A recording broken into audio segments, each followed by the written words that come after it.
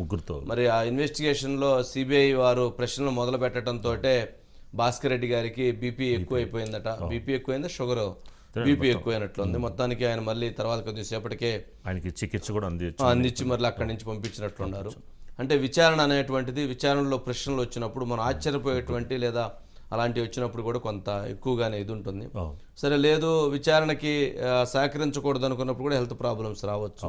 మరి 2 రోజుల్లో ఆయన ఆసుపత్రిలో కూడా అడ్మిట్ అయ్యేటువంటి అవకాశాలు ఉన్నాయని చెప్తున్నారు. ఎందుకంటే ఆయనకి హెల్త్ అనారోగ్య సమస్యల దృష్ట్యా.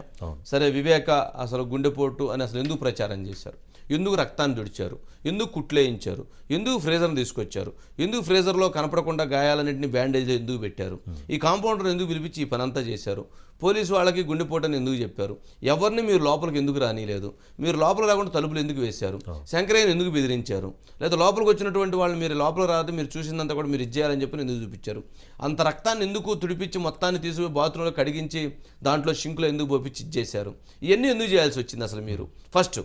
నెంబర్ 2, అసలు 40 కోట్ల రూపాయల డీల్ ఏంటి, 40 కోట్ల రూపాయలు ఈ డబ్బులన్నీ ఎవరు తెచ్చారు, ఎవరు ఇచ్చారు సునీల్ యాదవ్ డబ్బులు, ఎవరు దస్తగిరికి ఇచ్చారు డబ్బులు, ఈ డబ్బులన్నింటినీ మీరు ఎక్కడి నుంచి తెప్పించారు, అసలు మీకు ఎక్కడ సంబంధం ఉన్నది. నెంబర్ 2.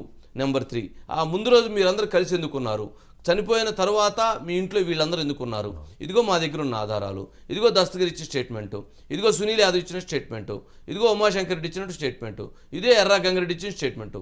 వీళ్ళందరూ కూడా ఏమనుకుంటున్నారంటే లోపల ఉన్నటువంటి నిందితులు వీళ్ళ గురించి ఏమీ చెప్పలేదు అనుకుంటున్నారు. లోపల ఉన్నటువంటి వాళ్ళు కూడా వీళ్ళ గురించి చెప్పేశారు. ఏమని, అవునండి మేము ఉన్నాము, కానీ వాళ్ళు స్టేట్మెంట్ విడిగా చెప్పుకుంటారంటే బయట చెప్పేదానికి లేదు, కోర్టులో ఉన్నారు కదా, వాళ్ళు విడిగా కూడా వీళ్ళ మీద వీళ్ళకి సంబంధించిన అంశాల మీద తెలియజేశారు వాళ్ళు. అది వీళ్ళు అడిగేటువంటి ప్రశ్నలు. ఇలాంటి ప్రశ్నలన్నిటికీ ఆయన సమాధానం ఎక్కడ చెప్పాలి, ఏ రకంగా చెప్తాడు.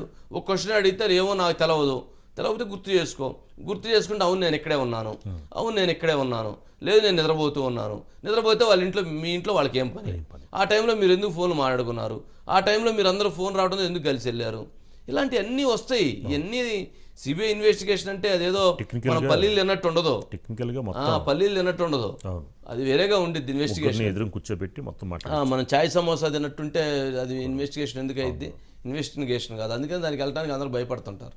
సరే, నెంబర్ 2, ఇక